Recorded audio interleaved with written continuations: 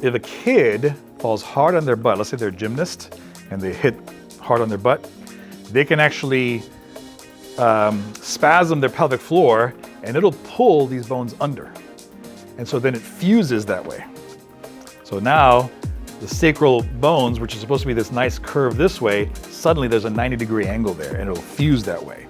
It's not that they broke it, it's that they're so spasmed when they were a kid that it ended up fusing that way, okay? Those folks are always gonna have back problems and neck problems. It's just the reality of it, okay? You gotta make sure that you educate the parent, there are things they can do to help themselves, but that's something that kids always gonna have to deal with, right? When they're an adult, they can make decisions for themselves. You can educate them about pelvic floor work and maybe that'll help. But again, that's fused in that position, so you're never gonna straighten it.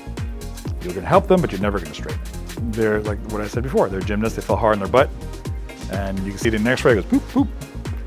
Pre-pubescent, you can move it. Once they go through puberty, that's fused. They're gonna have problems with that. So either gonna get a scoliosis, they're gonna have back problems, neck problems. So you have connective tissue from between your eyes that turns into the connective tissue around your brain, the meninges and the falx cerebri. All that turns into the dura mater, and all that goes all the way down to your tailbone. So if your tailbone's tucked under like this, your body is literally doing this.